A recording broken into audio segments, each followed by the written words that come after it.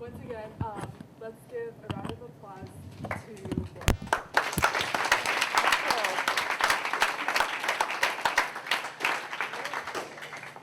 First off, thank you for all being here. Laura Tuttle is a wife, a mother, and a business owner. She and her husband, Rich, are principals of R.L. Tuttle and Associates, a firm specializing in home, health, hospice, and private duty consulting. Prior to being diagnosed with ALS, Laura was always on the go, living a very active lifestyle. Though her illness has forced her to slow down in some areas of her life, she has picked up the pace in others, becoming a leader member of the ALS community, an ALS Association of Massachusetts chapter board member, and fierce ALS advocate. Can we please have a warm round of applause for Laura? Thank you. All right, well, I'll go ahead and get started. So, how many of you here actually know what ALS is? Raise your hands. Okay, a couple people. Unfortunately, in the scheme of things, unlike cancer, which affects probably everybody's lives, who here in their family has had incidents of cancer? You can see there's a bigger difference between cancer and ALS. And there's a huge fundraising arm for cancer, which has created some really great treatments out there, which has helped to put people into remission and help them to live longer lives. Unfortunately, with so few of us in ALS, there is currently no treatment and no cure for this terminal illness. So we're really dependent on fundraising to help fund research. So ALS is a progressive degenerative disease that affects from the brain down the spine to the muscles. And if you haven't taken biology and you don't know yet, the nerve muscles are a series of cells that go all the way from the brain down the spine, implant on your muscles, and your brain tells your muscle to function. It tells you if you want to run, you think about running, you run. And without a connection to the muscle, there is no muscle movement. What happens is that the nerve cells, called motor neurons, begin to die off for reasons that are unknown. And it leads to a complete paralysis of all the voluntary muscles. Sometimes it begins with a foot or a hand. Sometimes it begins with problems speaking or swallowing, but eventually it engulfs the entire body and creates a total paralysis. So I thought we could do is just to kind of, you get a little bit of, a little taste of what ALS feels like to somebody, is I want everybody here to get up, sit down on your hands, and for the rest of my speech, I don't want you to move, okay? The only thing you're gonna be able to move is to blink your eyelids. And I want you to feel what it's like to not have the ability to move any muscles at all. So we already have somebody that's moving over here. Okay, so while I test your ability to tolerate staying still for a period of time, I just want to tell you a little bit about myself. So I was diagnosed with ALS 2 years ago. It started with my left foot just not cooperating. I was walking through Logan Airport and I couldn't figure out why my foot was slightly dragging. In a few months, I wasn't able to stand up on my toes or lift my heels off the ground. And within 9 months, I started to fall for no reason at all. I felt like my body was just completely disintegrating around me. I endured many tests during this time, and the doctors just couldn't figure out what was wrong with me. It took about 9 months, and going through MRIs and different tests like that. And finally, it was diagnosed as ALS. So ALS is a disease that is diagnosed by exception. And what this means is that they have to test you for other diseases and rule other diseases out. So one of the reasons why we have no definitive test is we really don't understand what ALS comes from, where it comes from, how it occurs. Is it genetic? Is it environment? Is it a combination of the two? So on December 23rd, at my 4th EMG and nerve conduction study, which, by the way, is not a very pleasant test. It's like putting a taser on your muscles and making them twitch, like that. Revealed that I was dealing with probably the worst diagnosis I could imagine. So I am a registered nurse. I was a hospice nurse, so I dealt with people who were dying, and so I knew exactly what I was facing.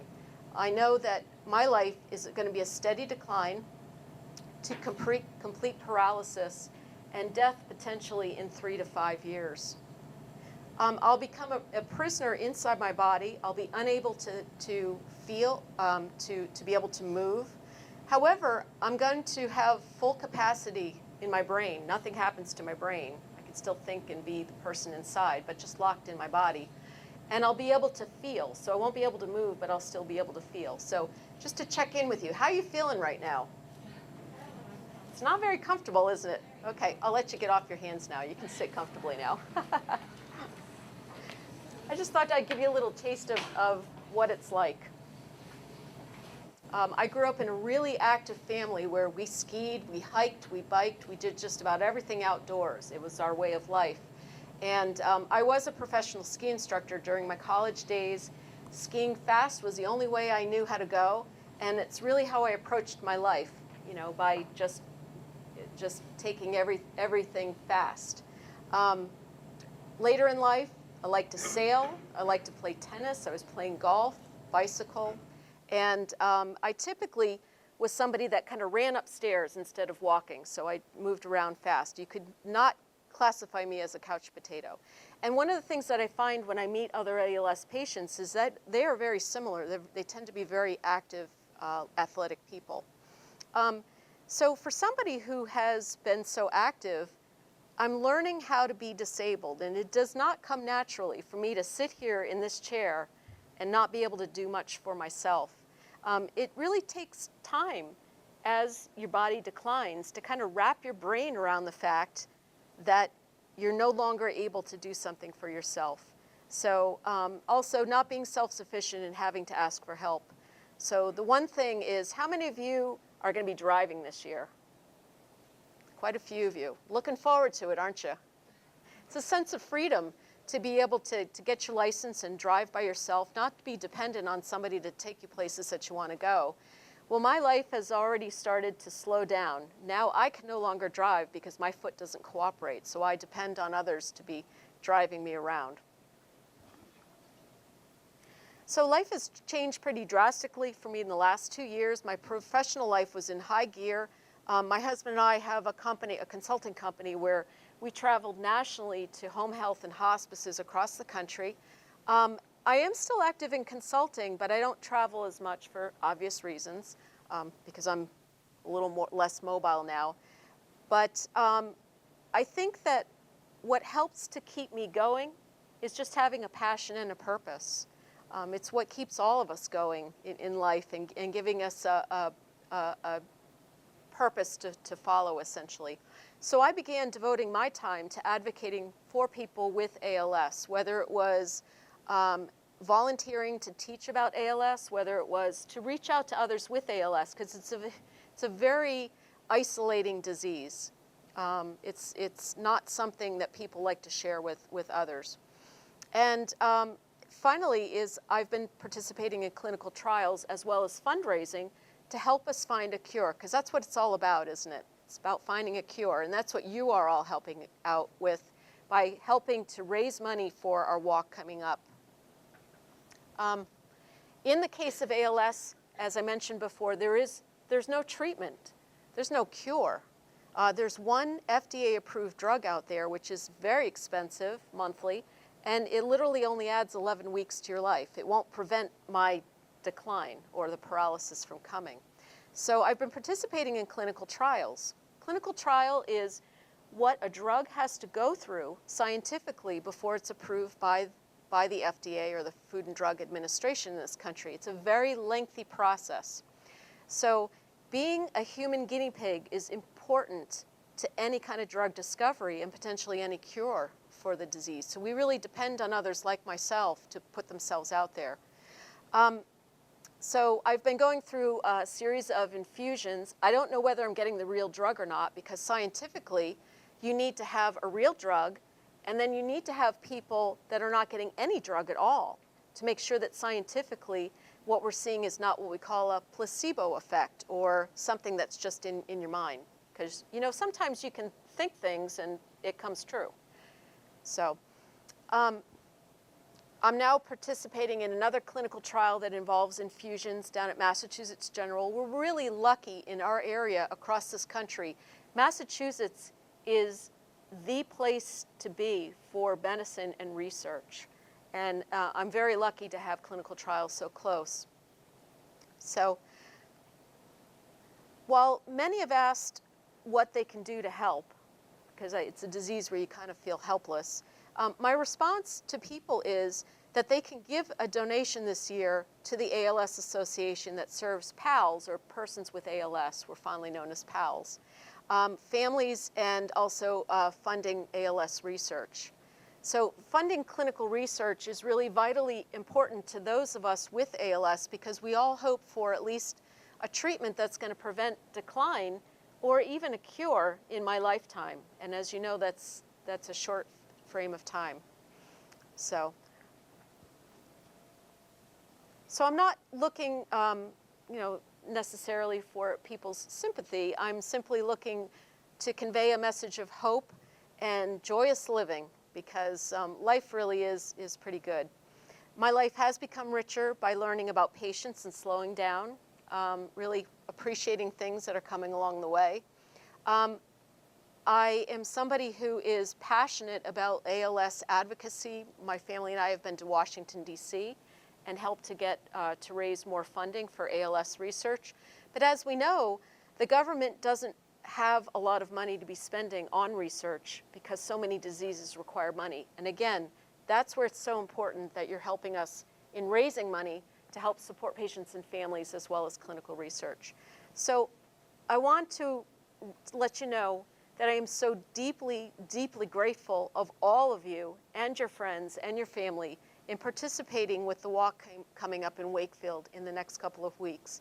And I think that your efforts as leaders in fighting against this neurodegenerative disease is benefiting not just me, not just the 400 and some across the state of Massachusetts, but also the thousands in the United States who, by improving our quality of life for myself and families, and also by funding the clinical trials that I'm participating in. So quite frankly, to me, you all are heroes, and I'm so immensely grateful that you're volunteering to walk. Thank you.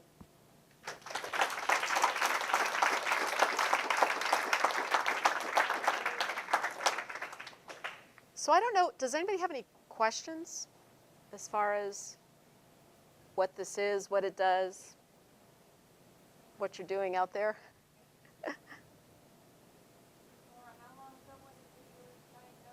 I was diagnosed about 2 years ago, and as we know, the average life is 3 to 5 years after diagnosis. Stephen Hawking has a form of ALS, and he's one of the lucky ones, I suppose, who's lived quite a long time.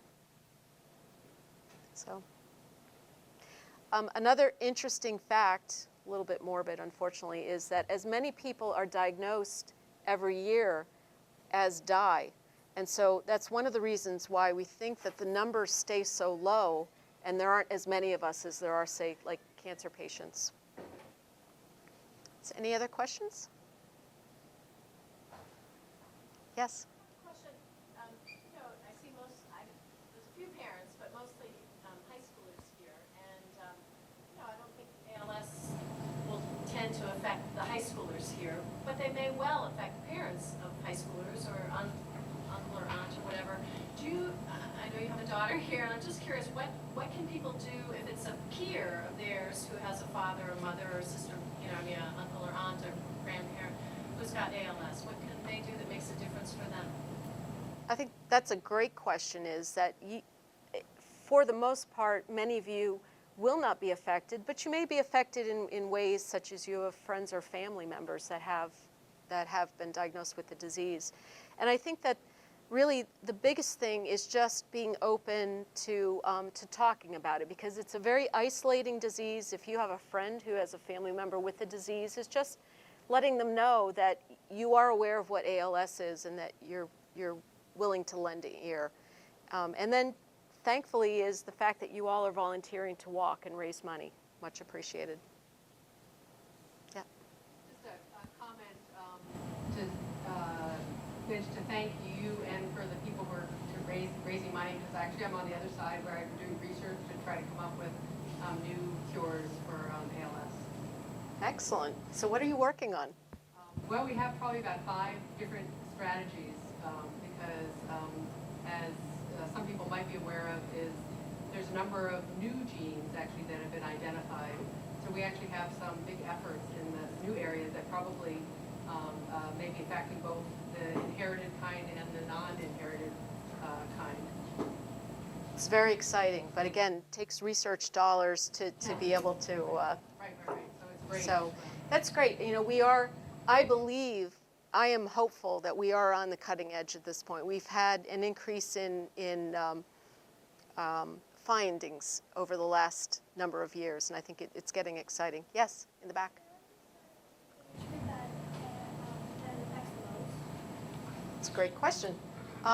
Typically affects people between like 40 and 60, I would say, maybe 70 years old.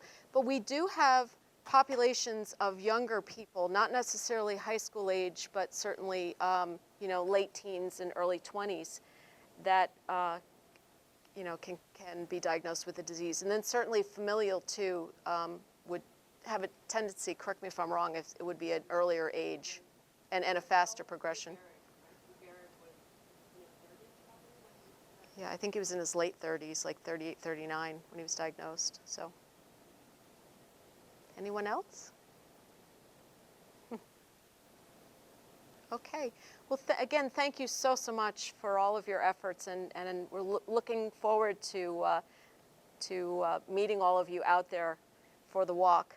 And so we have a plaque here from the ALS Association in appreciation for Winchester High School's Connect and Commit in recognition of its support for the 2011 North Shore Walk this year. So I'll present this to you. Thank you so much. Thank you.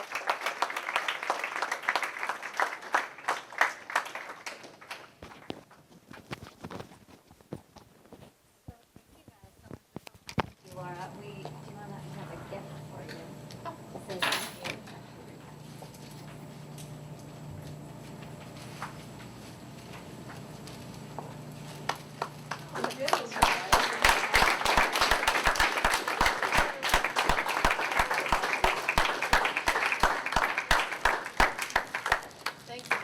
Thank you. We know you and your family went way out of your way to come to Winchester and speak with us, so we're very, very happy. Well, again, I'm thrilled to be here, and I'm thrilled what you guys are doing, so much appreciated.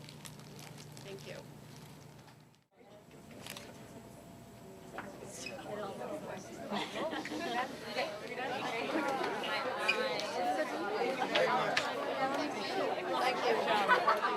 Hello everyone, thank you for coming on here to watch this video. My name is Emmy Lee and I'm one of the captains for Team Winchester for the Walk to Help Defeat ALS. Please join us October 15th at Lake Quannapoit in Wakefield. We look forward to seeing you there.